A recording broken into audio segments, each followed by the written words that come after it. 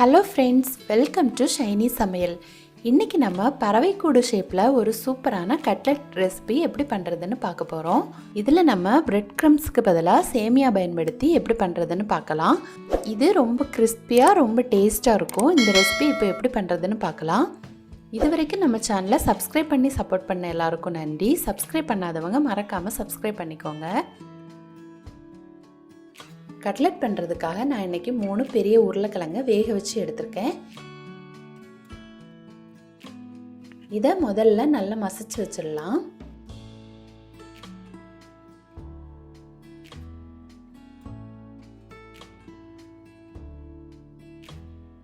கூடவே 1 கப் பொடி பொடியாக நறுக்கின வெங்காயம், 1 கப் துருவிய கேரட், 1 கப் வேக வைத்த பச்சை பட்டாணி,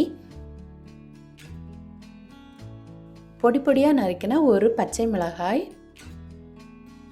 1 டேபிள் ஸ்பூன் நறுக்கிய கொத்தமல்லி தழை மற்றும் கருவேப்பிலை, 1/4 டீஸ்பூன் மஞ்சள் தூள், 1/2 டீஸ்பூன் மிளகாய் தூள், 1/4 டீஸ்பூன் பெருங்காயத்தூள், 1/4 டீஸ்பூன் நல்ல மிளகுத்தூள், 1/4 டீஸ்பூன் கரம் மசாலா தூள், 1/4 டீஸ்பூன் ஜீரகம் மற்றும் பெருஞ்சீரகத்தூள்,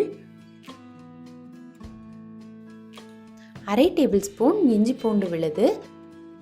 அடுத்து இந்த கட்லெட்டுக்கு தேவையான உப்பு இதெல்லாம் சேர்த்து நல்லா மிக்ஸ் பண்ணி வச்சுக்கணும். காரம் கம்மியாகவே சேர்த்துக்கோங்க. நம்ம பச்சை மிளகு, மிளகாய்த்தூள், நல்ல மிளகு எல்லாம் சேர்த்துருக்கோம். அதனால் எல்லாம் கம்மியாகவே சேர்த்துக்கோங்க. அது ஃப்ளேவருக்காக மட்டும்தான் கொஞ்சம் கொஞ்சமாக சேர்த்துருக்கோம். அடுத்து இதெல்லாமே நல்லா டைட்டாக மிக்ஸ் பண்ணி வச்சுக்கோங்க. இது நல்லா திக்காக இருக்கிற மாதிரி நம்ம பிசைஞ்சு எடுத்துக்கணும்.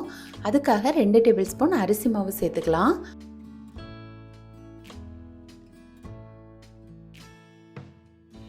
உருளைக்கிழங்கை பிசையும் போது அது லூஸாக இருந்துச்சுன்னா நீங்கள் கொஞ்சம் அரிசி மாவு எக்ஸ்ட்ரா சேர்த்துக்கோங்க. அப்போது அது நல்ல டைட்டான மாவாக நமக்கு கிடைக்கும்.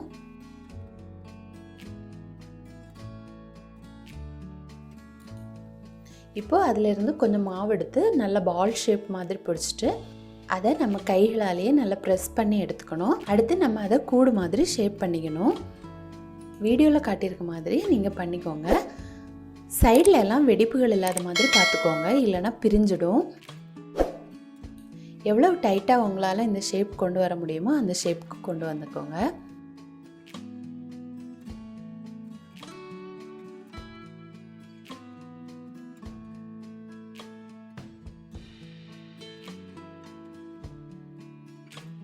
இதே மாதிரி மீதி இருக்க மாவு எல்லாமே நம்ம செய்து வச்சுக்கணும். அடுத்து ஒரு பவுலில் 1 டேபிள் ஸ்பூன் கார்ன்ஃப்ளவர் எடுத்துக்கணும். கார்ன்ஃப்ளவர் இல்லாதவங்க அரிசி மாவு கூட சேர்த்துக்கலாம். கூடவே கொஞ்சம் தண்ணி சேர்த்து அதை நல்லா பேஸ்ட் மாதிரி கரைச்சி வச்சுக்கணும். அடுத்து நம்ம இதில் கோட் பண்ணுறதுக்காக 1 கப் சேமியா எடுத்து வச்சுக்கலாம். இதில் வறுத்த சேமியா தான் யூஸ் பண்ணணும்னு கிடையாது, எந்த சேமியாவாக இருந்தாலும் யூஸ் பண்ணிக்கலாம். அடுத்து நம்ம செய்து வச்சுருக்க கட்லெட் எடுத்து கார்ன்ஃப்ளவர் பேஸ்ட்டில் டிப் பண்ணிக்கணும். அடுத்து அதை எடுத்து இந்த சேமியாலாம் நல்லா கோட் பண்ணி எடுத்துக்கணும்.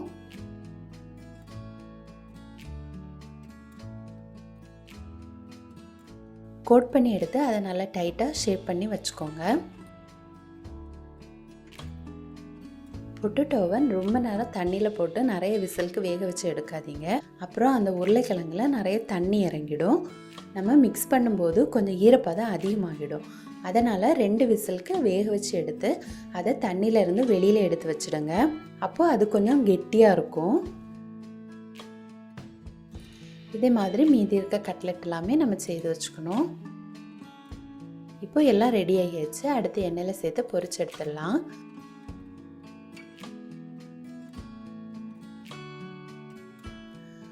மீடியம் ஃப்ளேம்லேயே வச்சு பொரிச்சு எடுத்துக்கோங்க, இல்லைனா மேல் பகுதி சீக்கிரமாக ப்ரௌன் கலர் ஆகிடும், உள்ளே வேகாது. அதனால் மீடியம் ஃப்ளேம்லேயே வச்சு பொரிச்சு எடுத்துக்கோங்க.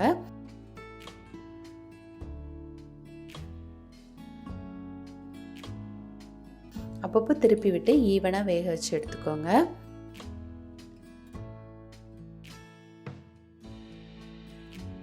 இப்போ பாருங்கள், நல்லா ப்ரௌன் கலர் ஆகி ரெடி ஆகியாச்சு. அடுத்து நம்ம இதை எடுத்து வச்சிடலாம். இதே மாதிரி எல்லா கட்லெட்டையும் நம்ம பொரிச்சு எடுத்து வச்சுக்கலாம். இதில் சின்னதாக டெக்கரேட் பண்ணுறதுக்காக நான் கொஞ்சம் பொரிக்கடலையும் கொத்தமல்லி தலையும் வச்சு டெக்கரேட் பண்ணியிருக்கேன். உங்கள் விருப்பப்படி நீங்களும் டெக்கரேட் பண்ணிக்கலாம். இந்த கட்லெட் என்ன ஷேப்பில் வேணுமோ நீங்கள் அந்த மாதிரி பண்ணிக்கலாம். இந்த மாதிரி ரவுண்ட் ஷேப்லேயுமே நம்ம இதை பண்ணிக்கலாம். இப்போ பாருங்கள், நல்ல கிறிஸ்பியான சாஃப்டான கட்லெட் ரெடி ஆகிடுச்சு. இது ரொம்ப டேஸ்ட்டாக இருக்கும், மேலே ரொம்ப கிறிஸ்பியாக இருக்கும். ஈவினிங் டீ கூட சாப்பிட்றதுக்கு ரொம்ப டேஸ்ட்டாக இருக்கும். நீங்களும் கட்டாயம் ட்ரை பண்ணி பாருங்கள். ட்ரை பண்ணி பார்த்துட்டு எப்படி வந்துச்சுன்னு உங்களோட கமெண்ட்ஸ் சொல்லுங்கள். இந்த வீடியோ உங்களுக்கு பிடிச்சிருந்தனா ஷைனி சமையலை மறக்காமல் சப்ஸ்கிரைப் பண்ணிக்கோங்க. தேங்க்யூ.